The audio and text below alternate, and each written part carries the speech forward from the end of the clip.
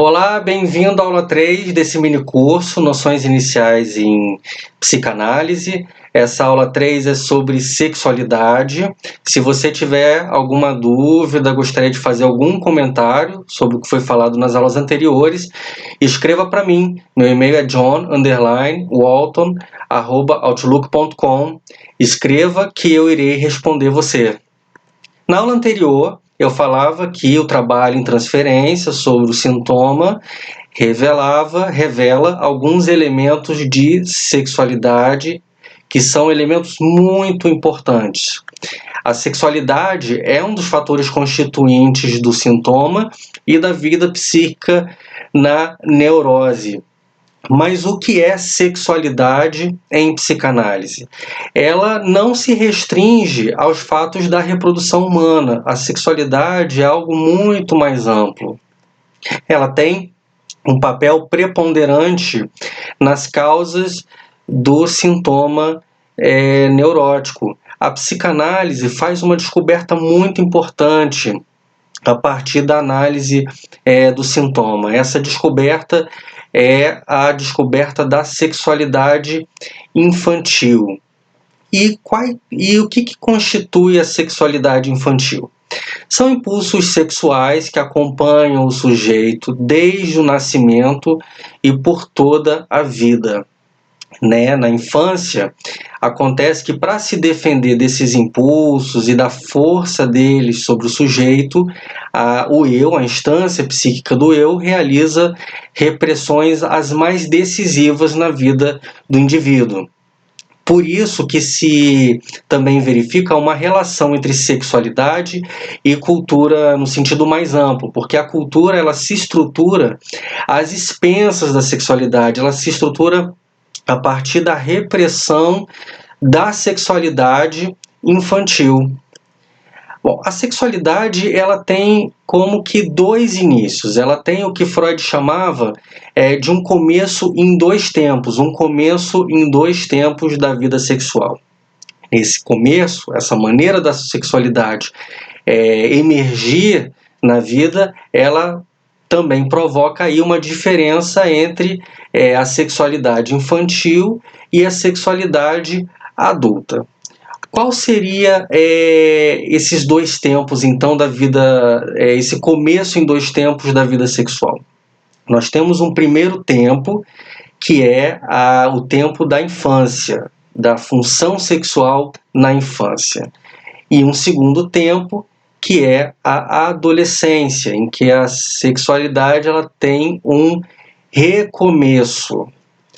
No primeiro tempo da sexualidade, na sexualidade infantil, ela vai do nascimento até os 5 anos e ela é composta por impulsos parciais com metas particulares, pela autossatisfação mediante o estímulo da parte masculina do corpo, que em psicanálise também se chama autoerotismo, e também ela se caracteriza por um desconhecimento do membro sexual feminino e uma ênfase na presença ou ausência do membro sexual masculino, e também pelo desconhecimento dos fatos da união sexual. E também por um investimento do desejo sexual da criança nos familiares, no pai, na mãe e nos irmãos, mas principalmente no pai e na mãe. Nos meninos, acontece dois eventos característicos da sexualidade infantil. Um é o medo de ser devorado pelo pai e o outro é o medo de que o pai roube o seu membro sexual. E as meninas também têm uma característica, uma particularidade na sexualidade, que é a inveja do pênis.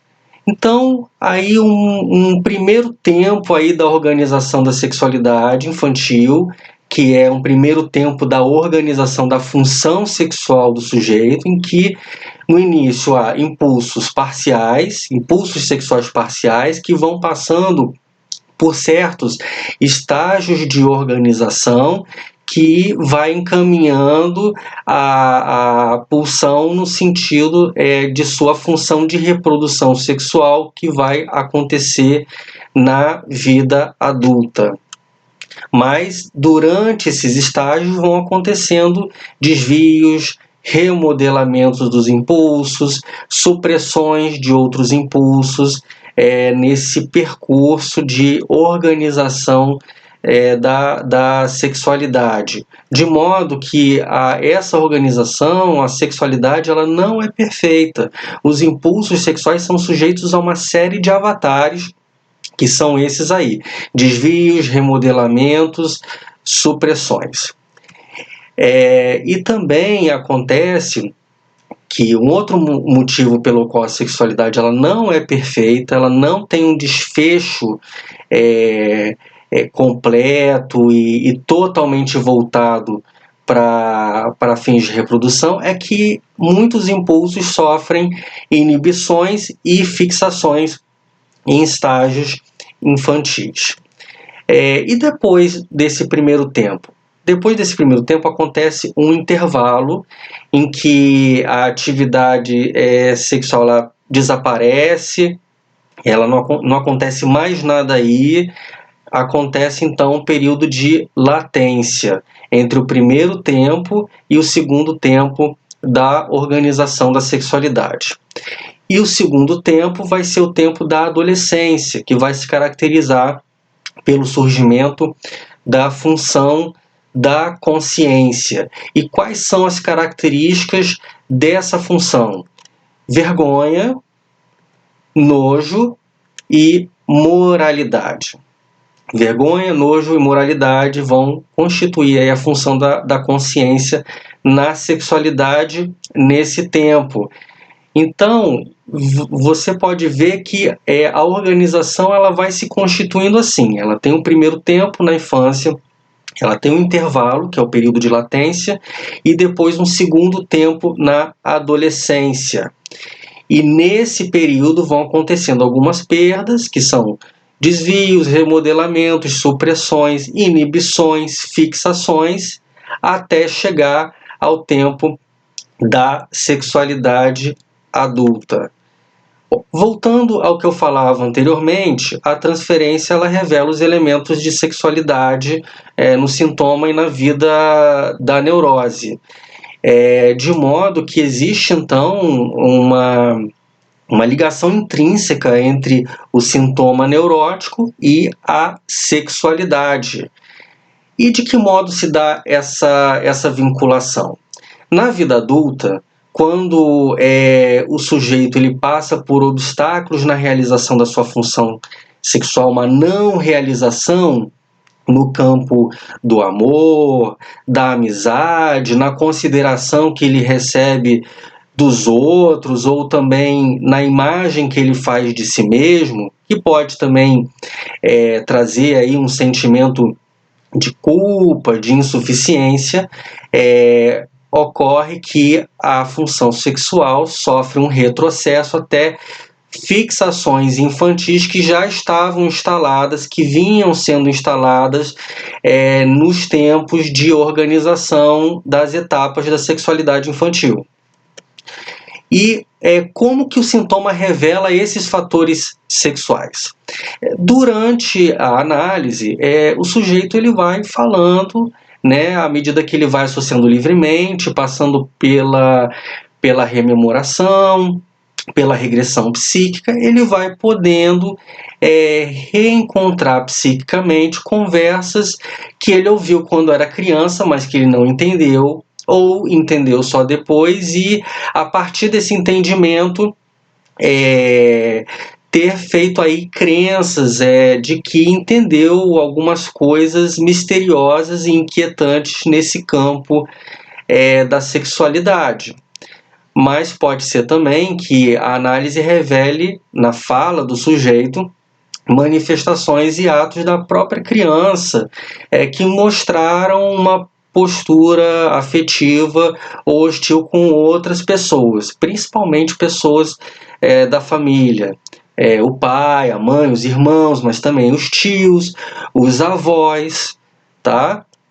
E isso também indica qual é a direção da cura do sintoma no que tange aos elementos de sexualidade. A direção é que a análise possa possibilitar que o sujeito recorde atividades sexuais infantis e a intervenção de adultos que puseram fim a ela, que contribuíram para que os impulsos sexuais do sujeito sofressem aí suas remodelações, suas repressões, suas supressões, que tenham assim contribuído para o surgimento da função da consciência já no segundo tempo, no tempo da adolescência, que teve por função reprimir a força dessas pulsões sobre o sujeito, e a direção da análise é que o sujeito possa recordar esses eventos importantes e que revelam que esses momentos, esses eventos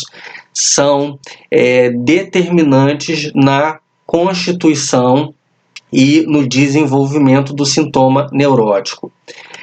Então, a direção é o que eu falei também lá na primeira aula sobre o sintoma, é recordar como também uma manifestação da regressão psíquica até a origem e a explicação do sintoma, o que é também equivalente à própria abertura da dimensão inconsciente, sem a qual a análise não avança.